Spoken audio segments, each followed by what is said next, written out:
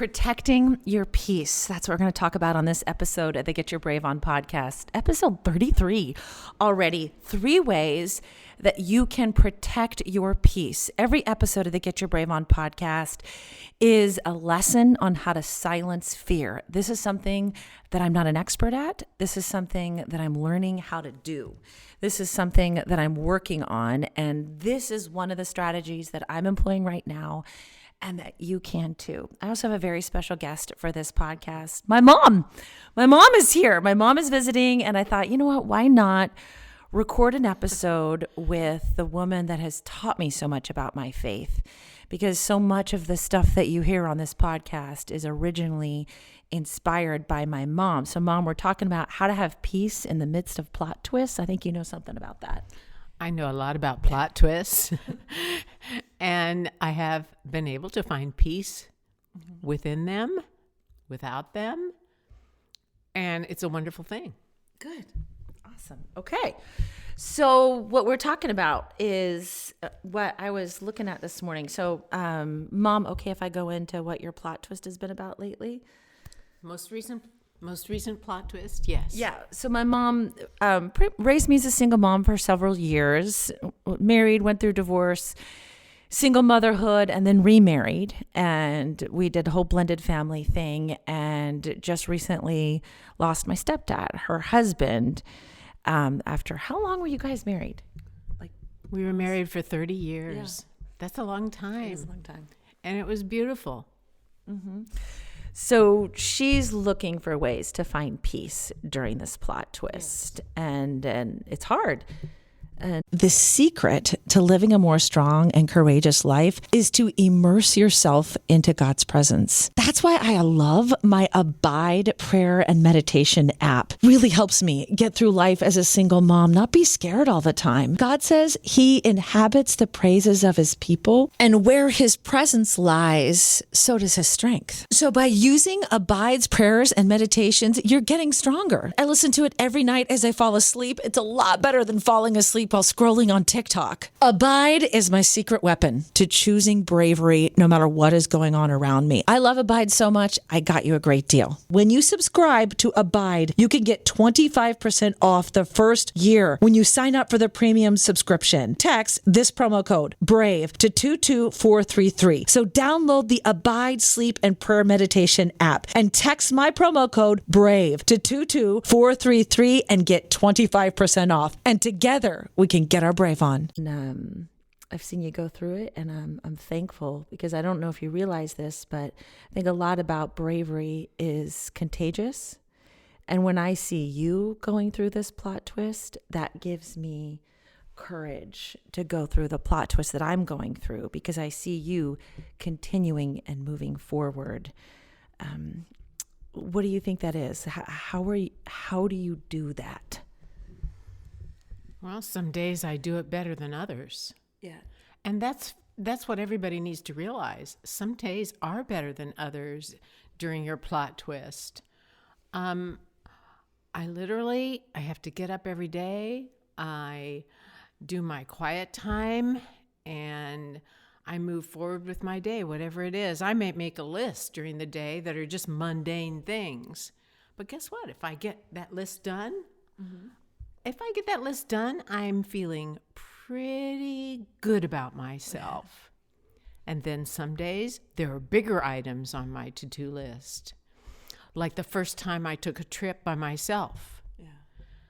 And that was very recently. And then I took another trip.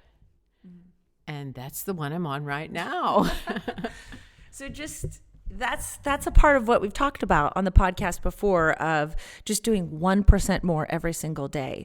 So much about Get Your Brave On is not being a superhuman. It's just teaching yourself the habit of bravery. And you can teach yourself, for my mom, it's traveling by herself all of a sudden. For so many of us, it's so many different things. So if you just do 1% more every time, you get braver and braver and braver. Like your first trip was a car trip to go see some friends. It was just a short drive. And then this trip, just not that much longer after, a week after, is getting on a plane and coming across the country from Indiana to California. So that's really awesome. Thank you. I'm proud of myself for doing that because, I pushed myself, but I didn't have to push very hard because in my sort of fresh start of life, which this plot twist has pushed me into, I've realized that I need to get out there and I need to do things. I need to see people, love people, and find joy in doing that. Good. Okay. And finding joy is one of the secrets. So going back to, this is what I read this morning. This is why I love podcasting. It's so personal. About reaching out to Jesus and looking for peace. Because experiencing peace in your plot twist, I know probably is a great desire.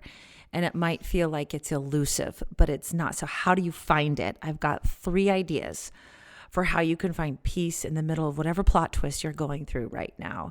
And it comes from, I love this, it's Luke chapter, is it chapter 9? Yes, chapter 9. It's about when there was this woman and said she was bleeding. I imagine she was having her cycle constantly and she was bleeding and had used all of her finances to stop the bleeding, and she never could. And she heard about this man, Jesus, and she heard that he was healing people. So she went out to him and she reached out for healing. He didn't even realize she was behind him. And she just reached out and she touched his robe. And then Jesus says, "What was that?" Something like, this is the Amanda paraphrase. And she was healed just because of her faith. And Jesus says in verse 48, after this happened, well, let's go back to verse 47. And when the woman saw that she had not escaped notice, she came up trembling and falling down before him. She declared in the presence of the people for what reason she had touched him and how she had been instantly cured. And here's what Jesus said to her, and this is what I want you to remember today. "Daughter, your faith, your confidence, and trust in me has made you well. Go, enter into peace, untroubled, undisturbed well-being." So, daughter, this is the amplified version of the Bible. And why I love it, it's got some extra words you probably have noticed. And what I love most about it is because each word is a definition of the original Greek word used in the text. So it gives you a deeper understanding of the message. Other translations, I'm not knocking any translations, but I guess I just need extra words. Other translations, they choose a one-word definition of the Greek word, and this uses multiple. So I feel like it gives it more texture and understanding for me. So when it says, "Daughter, be of good comfort. Your faith, your confidence, and trust in me has made you well. Go, enter into peace." There are 3 lessons in there about how to have peace in the midst of a plot twist. First, I love it that he called her daughter. I love it how Jesus called that woman daughter. I mean, what a loving, intimate term when you think about it. I mean, I think of myself as God's daughter. I think we call ourselves God's daughter. Yes, daughters of God. But I don't always think of me as Jesus calling me daughter. Oh, I do. Do you? I do. I haven't thought about it like that before, and I thought, well, what a loving term. And like knowing that you are the daughter of Jesus, and that's how he declares that over you. Not just I'm a daughter of God, but just hearing him call her that, hearing him call you that should bring you comfort. That we can have such confidence and trust in him because he calls us that way. I think I've craved that, in the many interesting father relationships from a dad I didn't really live with and then a stepdad. I always craved being someone's daughter and being declared a daughter. And you did too. I mean, I am a 3rd generation single mom. My mother, you lost your dad when you were a little girl. Did you crave that feeling of being called daughter? Does that extra special to you too? Oh, it almost makes me cry to think about it. Yeah. But yes, I craved it. I received some of that confirmation of that feeling of being a daughter from an uncle of mine. And so therefore I was devoted to him simply because, I felt like he felt like I was maybe a daughter that he never had. Yeah. So I got that feeling from him, but I still crave being a daughter. Being called daughter. That's right. There's a lot of confidence that comes in that. So that's where this text comes from. So the first lesson on experiencing peace, no matter what kind of plot twist you're going through, is from all things a baseball movie. It's from the movie, I don't know if you remember this movie, The Love of the Game, with Kevin Costner and Kelly Preston.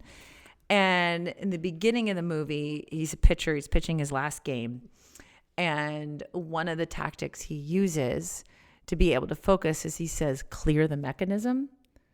When he's on the mound and the crowd's yelling at him and the crowd's cheering, saying all kinds of vulgar things and critical things about him, he goes, clear the mechanism.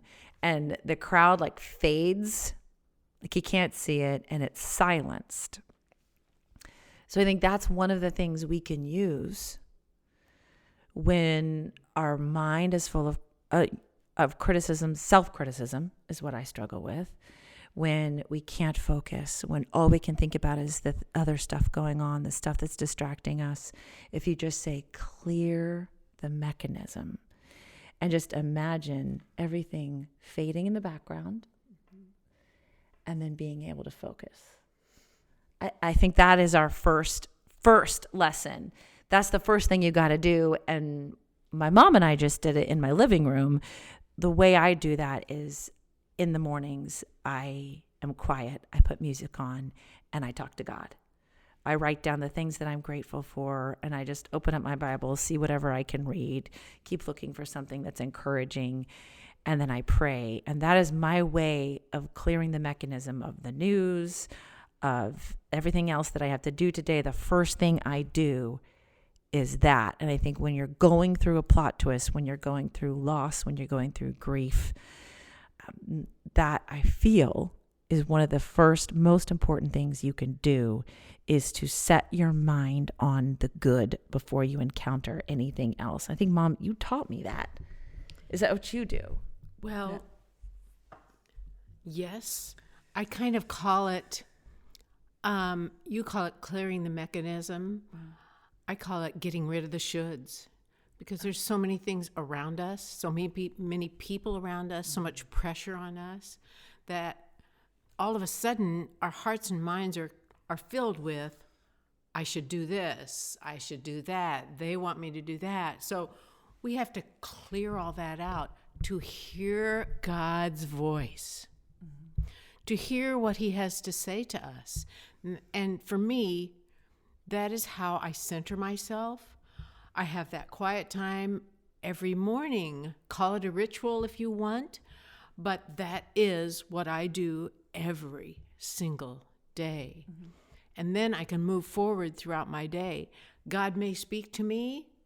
I may get something, receive something from that meditation at the time of the meditation, or through being grateful throughout my day, praying, I may receive something that I know is from God. Okay. So the second way we can have peace in the midst of a plot twist, I wrote it down, I'm looking in my journal here right now, is just like that woman. What was it that she did that got her healed? She just reached out. She reached out to Jesus. She decided. She made the decision. I think so often we reach out to everybody else first.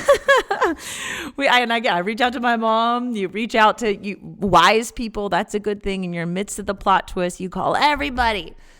And sometimes, I wish we could just pick up the phone and call Jesus and text him. But the first thing is to say, imagine yourself, if you can, during that time where you're spending time with God in the morning, please just give yourself 10 minutes and then say, Jesus, I'm reaching out, I'm touching your robe. I need you to heal me. Almost like you're visualizing yourself reaching out, because that's really all it took, was her willingness to reach out and her willingness to just have faith that he could heal her. Insurance. Bundle insurance. With my car and home. Call my agent and save with insurance. Get a quote at AAA.com/insurance and save by bundling auto and home. It was just the decision to reach. Do you have a time, Mom, when you have made that decision to reach out to Jesus to ask for help, that it's worked, it's paid off? I think a better question for me would be, how many times a day do you reach out to Jesus for an answer, for inspiration, for his wisdom? And I literally do that. Around the corner from my entry to the garage, I have an image on the wall. Mm-hmm. And I literally reach out and touch that image. And I thank Jesus for being part of my life, for being inside me, giving me the wisdom that I need to make it through each and every day, each and every plot twist. Is it a picture of Jesus? What is it? It's a picture of Jesus. Yes, you picked it out for me. Yeah, you did. It is. And, you know, I will reach up to him and touch the frame and say, I love you, Jesus, which brings tears to my eyes right now. I can't tell you how important it is. Mm-hmm. Sorry. No. So just constant reaching out to him. Right. I like that. And going back to that verse, this is the third way that you can have peace in the midst of your plot twist. At the end of Luke 9:48, Jesus said to the woman after she reached out, well, first he said, it was your faith, your confidence and trust in me that has made you well. It says we're reaching out to Jesus, believing that he can help. I think that reach out is an act of faith. Mm-hmm. Then what Jesus said was, go, enter into peace. And I hadn't really thought about it that way, as if I think I've always thought that peace is just something elusive, that's something that happens to us, you know, or like it's a gift that we beg God for. But when I realized this, just like you're making the decision to reach out to Jesus, is you make the decision almost like it's this big wooden door, I imagined, and that you open it and you're entering into God's presence and you're choosing to enter into his peace. And then it went on to say, in the parentheses of this verse, in the Amplified Version of how they translate that word peace, it said, go, enter into peace, untroubled, undisturbed well-being. So meaning that those are three other words that in the original text, the word that they translated meant. Am I making sense? Untroubled. Say it again. Untroubled, undisturbed well-being. Okay. That's what we should enter into. Isn't that what we all want? So I just did a little searching around, and I saw that. So let's look at untroubled. What is untroubled? Not feeling, showing, or afflicted by anxiety or problems. I think that's fair, yes. So that's the gift that Jesus gives us when we reach out to him and enter into his peace. When we open up that door, is that we are untroubled. We're not affected by our anxiety or our problems. And we are undisturbed. Tranquility. Yes. Is the word that was also another meaning for that. So we get to experience tranquility and well-being, the state of being comfortable and happy. So when you decide to quiet the mechanism, give yourself time with Jesus, you reach out to him and ask him for help, then you enter the door of peace and you choose it. This is your reward. You are not affected by your plot twist, your problems going on right now. You experience tranquility, and you are in the state of being comfortable and happy. Personally, that is where I want to live. And it's hard. It doesn't just happen.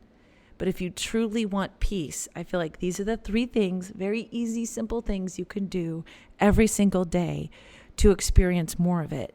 Because This is how Jesus wants his daughters to feel. He wants you, his daughter, to reach out and enter into peace. He wants you to be unaffected by problems. He wants you to experience tranquility. He wants you to be comfortable and happy. And Mom, I think this is how, especially right now, this is how the people that claim to serve Jesus should be walking around acting like. Yes. Because if we are the ones that are comfortable and happy, not affected by anxiety or problems, and in a tranquil state, then that's the way we change the world, I think. Isn't that what all of us want for the world right now? Absolutely it is. And can I tell you just a short story? Please. Okay. So about 2 weeks ago, in one of my private times, quiet times, God told me, go. And so I was leafing through my journal here to see if I could find that page. And I just wrote really big on the page, go. Yeah. Which is what perpetuated me to plan my trips the way I have. And I have another trip coming up in December. Okay, now, also, on a Saturday morning, after I saw my grandson play basketball, I guess that's what he called it, it was a beautiful surprise snow, and I was instantly in the Christmas spirit. And that morning, God told me to take my joy, take my happy face, smile, and go and be around other people. So I took my smiling face and I went Christmas shopping. I collected at least one new friend during my shopping experiences. But so many people, their responses, we take our happiness and our joyfulness out there, which is what God wants us to do, whether it's a smile or a kind word. For me, on that Saturday, it was a smile. And other people, they feel your energy. They respond. They respond in a positive way. And I think that's a wonderful way to show God's love to the world. What do you mean? To be happy, to be joyful. That and that is all you really need to do. Yes, sometimes you give that kind word. You tell people how you have the joy, why you have the joy. And may I tell you another side story with that? Is it the baseball story? It's the baseball That's story. what I wanted you to tell. Okay, it's the baseball story. Yes. How did you know I was going to tell Because that? it's perfect for this podcast. Oh my gosh. We're a baseball family. Yeah. I was sitting in a Cub game a long time ago with my husband and I'm going to say our young son. Mm-hmm. And I was sitting there feeling, I don't know, anxious, feeling stressed. Mm-hmm. And this lady, about 2 rows ahead of me and 2 rows down, she was just bubbling over with happiness and joy. And I just could not take my eyes off of her. Mm-hmm. She was absolutely full of joy. Mm-hmm. And I've been a Christian for a long time, and I recognized her joy. And I could, I just had to pursue why this woman was so joyful. And here I was feeling really down, call it a plot twist, or just frustration. Mm-hmm. And so I scooted down a couple seats and I tapped her on the shoulder. I said, "Can you please tell me where your joy comes from?" And she said, "From the love of Jesus." And there wasn't much more to the conversation than that. And it turned my day around. It made me help appreciate not only her, but of course my son and my husband as well. And I have never forgotten it, and I don't think I ever will. That's a beautiful baseball story. I mean, she was just the picture of God's joy. And I think in my mind, in my heart, she always will be. I don't even know her name, but she was joyful, and I appreciated her joy, and it caused me to have joy and remember where my joy comes from. And that was a big turning point for you, wasn't it? Oh, it was a big turning point for me. Yes, it was. Because I appreciated so much more those around me, my home. I was so thankful for what God has provided for me. And I still am. I just think that's the secret. And I admit I haven't always been great at it. And I want to be better at having people notice my peace and notice my joy, no matter what's happening around me. That's right. And not be known for ever judging or criticizing people. And I feel like I've done that in the past because that was like the culture that we grew up in. And it was like, it was all a faith based on behaviors, and do people's behaviors match what I think they should be doing? And I don't want to be that kind of Christian anymore. I want to be that kind of Christian that loves everyone like Jesus, more like him, more like an instrument of peace, no matter what I agree with or disagree with the way somebody else is living their lives, but just loving them for where they're at and who they are and who God created them to be. Did that make any sense? Absolutely. I feel like I'm rambling after that. Yeah. You want to be a Cub fan. Yeah. You want to be that Christmas shopper that her whole goal in Christmas shopping is to spread joy, to show her smile, to put others in a place of happiness and feeling the joy of God. Yeah. Awesome. Thank you, Mom. I'm so glad you just went right into that baseball story. I wrote it down today. That's so crazy. Oh, thank you so much for listening to the podcast. I really appreciate you. If this meant something to you, I'd also really appreciate it if you just shared it with a friend. They liked it. That's how the podcast and the mission of Get Your Brave On goes. And follow the podcast so you don't miss an episode. That would be incredible.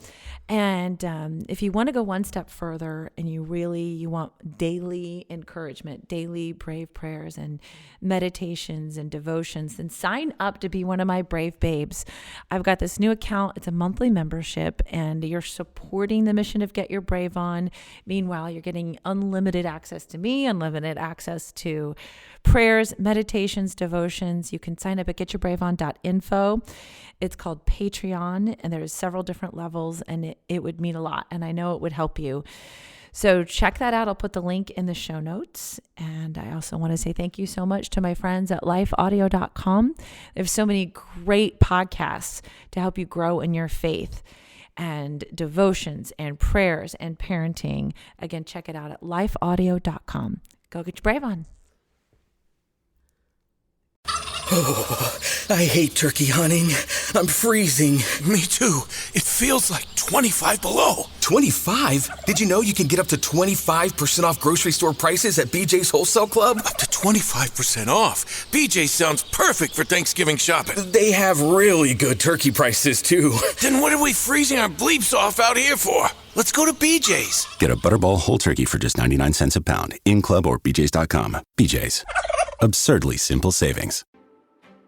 Hello, I'm Adam Comer. And I'm Ryan Chittister. And we are the host of Life After Addiction podcast. What we believe is that addiction is not a surprise to God. That's right. We discuss addiction from a biblical worldview and how true freedom comes through a personal relationship with Jesus Christ. Absolute freedom from addiction. The secular worldview of once an addict, always an addict is just not true.